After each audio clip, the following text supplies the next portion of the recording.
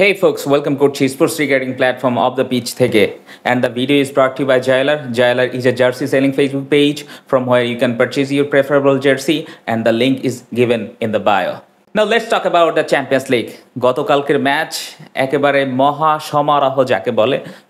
মহাযুদ্ধ যাকে বলে সেটা কিন্তু হয়েছে ইন্টার মিলান এবং বার্সেলোনার ম্যাচটা এটা নিয়ে অনেক আগেই শুরু করা উচিত ছিল যাই হোক কিছু ইস্যুস থাকার কারণে শুরু করা যায় নাই এখন এটা নিয়ে আপনাদের সাথে অনেক কথা বলবো অনেক কথা আছে এই ম্যাচটাতে আরেকটা রিমন্তাদা হতে পারতো বার্সেলোনার জন্য সেটা কিন্তু হয় নাই কুন্দে এবং বালদেকে নিয়ে অনেক কথা হয়েছে তাদের অনুপস্থিতিটা বার্সেলোনা খুব ভালোভাবে টের পেয়েছে তবে জিরার্ড মার্টিন এরিক গার্সিয়া তারাও সো ফার সো গুড এই ম্যাচে দুর্দান্ত পারফরমেন্স করেছে বার্সেলোনা যেই জায়গাটাতে পিছিয়ে ছিল সেই জায়গাটাতে জিরার্ড মার্টিনের অ্যাসিস্ট্যান্স থেকে এরিক গার্সিয়ার গোল এর চাইতে আর ভালো কি হতে পারে তবে এই ম্যাচের ফার্স্ট হাফ নিয়ে কথা বলা যেতে পারে আমরা যদি এই ম্যাচের ফার্স্ট হাফটার দিকে তাকাই যেই জায়গাটাতে বার্সেলোনা প্রচণ্ড পরিমাণে পজিশনাল ফুটবলটা খেলছে কিন্তু পজিশনালটা ফুটবলটা খেললে কি হবে তাদের যেই দুই উইঙ্গার আছে তারা কিন্তু মোটামুটি ব্লক ছিল ডামফ্রিস এবং ডিমার্কো দ্বারা এবং রাইট ব্যাকটাতে যেই জায়গায় ডিমার্কো এবং বাস্টনি তারা দুজন কিন্তু মোটামুটি লামিনকে একেবারে ব্লক করে রেখেছে ওই জায়গাটাতে লামিন কিন্তু ওইভাবে কোনো ধরনের চান্সেস তৈরি করতে পারে নাই এবং লেফট ফ্ল্যাঙ্কটাতে ওইখানে রাফিনা মোটামুটি বিসেক কর্তৃক একেবারে একটা অবস্থায় ছিল এবং ডামফ্রিস তাকে মিড ব্লকেই মোটামুটি আটকায় রাখছে এই জায়গাটাতে তো এইখান থেকে খেলাটা কিন্তু বার্সেলোনা ওইভাবে গো থ্রু করতে পারে নাই এবং মিডফিল্ডে পেদ্রি ওই ধরনের ব্লকটা ভাঙতে পারে নাই যেই কারণে সমস্যাটা হয়েছে কিন্তু তারা তাদের নিজেদের মধ্যে পজিশনাল ফুটবলটা খেলেছে এবং ইন্টার মিলান যেই বিষয়টা করেছে সেটা হ্যান্সি ফ্লিকের যেই অফসাইড ট্র্যাপটা আছে সেটা কিন্তু ভেঙে দিয়েছে প্রথম হাফে প্রথমার্ধে আমরা যদি স্ট্যাটিস্টিক্সটার দিকে তাকাই সেক্ষেত্রে আমরা দেখতে পাই যে মাত্র একবার অফসাইড ট্র্যাপে পড়েছে ইন্টার মিলান এবং এই টোটাল ম্যাচটাতে ইন্টার মিলান অফসাইড ট্র্যাপে পড়েছে 9 বার তার মানে সেকেন্ড হাফে যেখানে গিয়ে ইন্টার মিলান মোটামুটি ম্যাচটা থেকে ছিটকে গিয়েছিল সেখান থেকে কিন্তু তাদের এই যে পতন সেটা কিন্তু ঘটেছে কিন্তু ফার্স্ট হাফে ইন্টার মিলান আউটস্ট্যান্ডিং লেভেলের যেভাবে তারা প্ল্যান করেছে যেইভাবে তারা তাদের স্ট্র্যাটেজিক্যাল বা ট্যাকটিক্যাল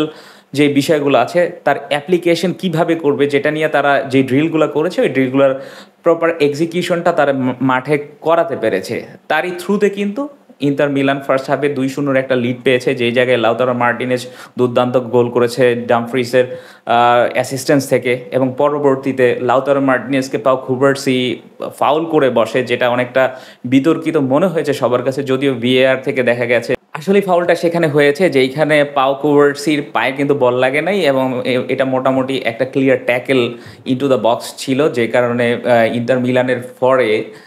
45 মিনিটের এক্সট্রা টাইমে যায় এবং যেখান থেকে ইন্টার মিলানের কালানো হোক তিনি গোলটা করে 2-0 একটা লিড নিয়ে মোটামুটি ভালো একটা অবস্থানে স্বস্তির একটা অবস্থানে চলে যায় এবং যেখানে বার্সেলোনার রেমন্তাদার গল্প লেখার অভ্যাসটা হয়েছে এইখানে চ্যাম্পিয়ন্স লিগ থেকে শুরু করে লা লিগা এবং কোপা দেল রে সবখানে সেই ধরনের একটা পরিস্থিতি কিন্তু তৈরি হয়ে যায় 54 মিনিটের মাথায় এরিক গার্সিয়ার গোল জেরার্ড মার্টিনের অ্যাসিস্ট্যান্স থেকে এবং 60 মিনিটের মাথায় দানি অলমোর হেডার আবারও জেরার্ড মার্টিন তো এই যে ফেরার গল্পটা সেটা কিন্তু মোটামুটি একটা শেকিং পরিস্থিতিতে ফেলে দিয়েছে মিলানকে বা মিলান ক্রাউডস যারা ছিল তাদেরকে কারণ প্রিভিয়াস হিস্ট্রিটা বলছে বার্সেলোনা পিছিয়ে ছিল পিছিয়ে থেকে আবার রেমন্তাদার গল্প লিখেছে তারা ম্যাচটা ওইভাবেই কিল করেছে বেনফিকার সেই ম্যাচের কথা কার মনে না থাকবে এবং গত লাস্টে যে ম্যাচটা ছিল লা লিগাতে সেল্তা ভিগোর এগেনস্টে ইগলিয়াসিসের হ্যাট্রিক সেই জায়গাটা থেকে 3-0 ব্যবধানে আগায় থেকে 4-3 ম্যাচটা হারা বার্সেলোনার এগেনস্টে সো বার্সেলোনা যে ধরনের মোমেন্টামটা আসলে ক্যারি করতেছে এই সিজনটাতে ওই প্রেক্ষাপটে কিন্তু মোটামুটি একটা শেকিং সিচুয়েশনে পড়ে গিয়েছিল ইন্টার মিলান কিন্তু আসলে ফেইটটা অন্যরকম ছিল ইন্টার মিলানের পরে তাও 87 মিনিটের মাথায় রাফিনার দুর্দান্ত একটা গোল পেদ্রির একটা থ্রু পাস থেকে সেখানে রাফিনা সরাসরি একটা শট নেন ইনটু দ্য বক্স পরবর্তীতে সেটা রিবাউন্ড হয়ে আবার কোনো না কোনোভাবে রাফিনার কাছেই আসে এবং সেখান থেকে আরেকটা গোল এবং 87 মিনিটের মাথায় যখন বার্সেলোনা 3-2 ব্যবধানে এগিয়ে আছে তখন কিন্তু ম্যাচের আর মাত্র 2 1 মিনিট বাকি, 2-3 মিনিট বাকি আছে, ওই সময়টাতে মোটামুটি ম্যাচটা কিন্তু কিল হয়ে গেছে বার্সেলোনার ফরে। এবং ইন্টার মিলানের ডাগ আউটে দাঁড়িয়ে থাকা সিমিয়ন ইনজাগি এবং ইন্টার মিলানের অফিসিয়ালস স্টাফ যারা আছে সবাই একেবারে তাদের বডি ল্যাঙ্গুয়েজটা এত বেশি ডাউন ছিল যে ম্যাচটা তারা এগিয়ে থেকে নিজেদের ঘরের মাঠে দে আর অ্যাবাউট টু লুজ, এবং সেটাই কিন্তু ঘটতে যাচ্ছিল। এবং অলমোস্ট দেয়ার অফ বার্সেলোনা, আর কিছু সময় বাকি ছিল এবং 90 মিনিট কিন্তু তারা শেষ করেছে। এক্সট্রা টাইমের বা লস টাইমের মাথায়, লস টাইম 6 মিনিট দেওয়া হয়েছিল, সেই জায়গাতে 93 মিনিটের মাথায় ফ্রান্সিসকো আচিরেবির দুর্দান্ত গোল, সেখানে ডামফ্রিসের অ্যাসিস্ট্যান্স। এই যে ইন্টার মিলানের ফিরে আসা, এই ফিরে আসাটাই কিন্তু শেষ পর্যন্ত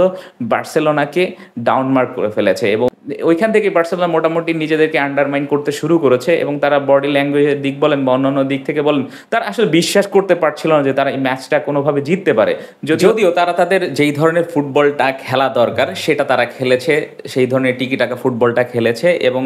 যখন ফ্রান্সিসকো আচিরেবি গোলটা করলেন, গোলটা করার পরও কিন্তু লামিন ইয়ামাল একদম শেষের দিকে এসে, প্রায় লাস্ট মিনিটের মাথায় লস টাইমের, সেখানে এসে কিন্তু ইনটু দ্য বক্স একটা লেট রান মেক করলেন। প্রায় 1-1 একটা সিচুয়েশন তৈরি হয়েছিল ইয়ান সোমারের সাথে, এবং সেখানে তিনি যেই কাজটা করলেন, তিনি তার নার্ভসটাকে পুল ডাউন করতে পারলেন না, তিনি তার নার্ভসটাকে ধরে রাখতে পারলেন না, তিনি সরাসরি একদম ইয়ান সোমার বরাবরই মারলেন, এবং সোমার তাকে খুব ভালোভাবে অনগার্ড করে রাখছিল, যে কারণে লামিন ইয়ামাল শেষ পর্যন্ত এই ধরনের একটা চান্সকে ওই মুহূর্তে গোলে কনসিড করতে পারলেন না। যদি ওই টাইমটাতে লামিন গোলটা করতে পারতো তাহলে কিন্তু শেষ পর্যন্ত বার্সেলোনার পরে ম্যাচটা যেতে পারতো এবং নতুন একটা রেমন্তাদা হয়তো হতো বার্সেলোনার জন্য। কিন্তু গল্প তো আরও বাকি রয়ে গেছে, যেই জায়গাটাতে ডেভিড ফেরাতাসি প্রায় 2-3 মাস যাবৎ সে টিমে নাই, টিমের সাথে থাকছে না, এবং নিয়মিত যেই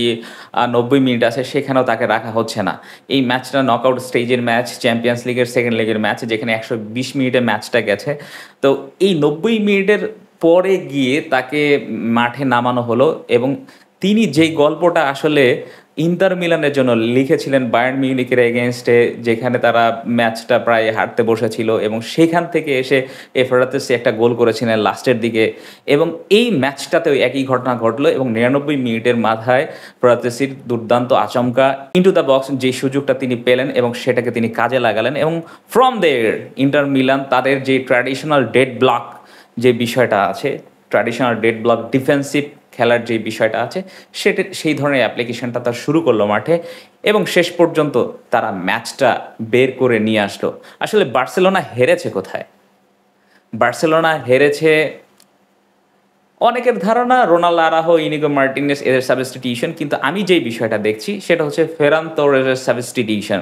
লেভানডস্কিকে নামানো। লেভানডস্কি অনেক দিন গেমে নাই, সে খেলতেছে না, এবং এই ম্যাচেও সে শিওর ছিল না। এবং অনেকটা এরকম বিষয় ছিল যখন হ্যান্সি ফ্লিক তিনি মোটামুটি শিওর হয়ে গেছেন 87 মিনিটের মাথায় রাফা যখন গোলটা করলো যে ম্যাচটা তারা কিল করে ফেলছে, তখনই কিন্তু ফেরান তোরেসকে এক্সক্লুড করে লেভানডস্কিকে ইনক্লুড করানো হলো এই গেমটাতে। এরপর থেকেই কিন্তু লেওয়া কিন্তু ওই ধরনের মোমেন্টামটা পায় নাই, ধরে রাখতে পারে না। একটা ক্লিয়ার চান্স ছিল হেডার, ওই হেডারের মাধ্যমে যদি গোলটা করতে পারতো বার্সেলোনা কিন্তু আবার ফিরতে পারতো এই গেমটাতে। তবে আমি প্রিটি মাচ শিওর ছিলাম যে এই ধরনের পারফরমেন্স কালকে ইয়ান সোমার দেখাইছে, ওই ধরনের পারফরমেন্সের উপর ভিত্তি করে যদি পেনাল্টিতে এই ম্যাচ যাইতো, Yann Sommer would be the best one, এবং এই ম্যাচটা ইন্টার মিলান পেনাল্টিতে জিততো। শেজনি এখানে অত ভালো করতে পারতো না, শেজনি অনেকবার ডি বক্স থেকে বের হয়ে আসছে, শেজনি চার্জিং ভালো ছিল, কিন্তু এই ম্যাচটাতে ইয়ান সোমার আউটস্ট্যান্ডিং, এবং খুব অনেকবার বাঁচাইছে ইন্টার মিলানকে। এবং লামিনের একাধিক শটস যেটা একেবারে জালে যাওয়ার মতো, অন্য কোনো গোলকিপার হলে হয়তো সেটা জালে যাইতো বা সেখান থেকে একটা গোল বের করতে পারতো বার্সেলোনা, এক বা একাধিক গোল হতে পারতো, কিন্তু শেষ পর্যন্ত সেটার অতি মানবীয় পারফরমেন্স ইয়ান সোমারের কাছ থেকে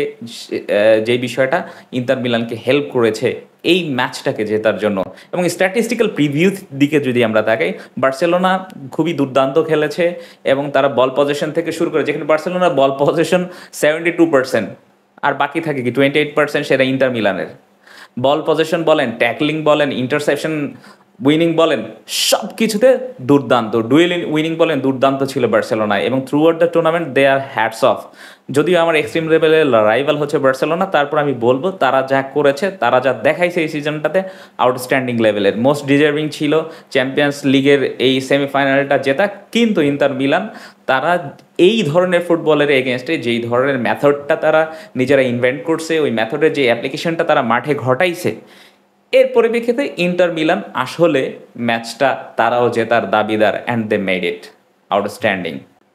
তো আজকে চ্যাম্পিয়ন্স লিগের সেকেন্ড লেগের আরেকটা ম্যাচ পিএসজির মাঠে, যেখানে আর্সেনালের সাথে পিএসজি 1-0 একটা অ্যাগ্রিগেট নিয়ে এগিয়ে আছে। আর্সেনালের এমিরেটসের মাঠে 1-0 একটা অ্যাগ্রিগেট তৈরি হয়েছিল, এবং দেখা যাক এখান থেকে পিএসজি কিংবা আর্সেনাল কে যায় সেই জায়গাটাতে। আমার এই খেলার ব্যাপারটাতে, পিএসজি এবং আর্সেনালের ব্যাপারটাতে আমার কাছে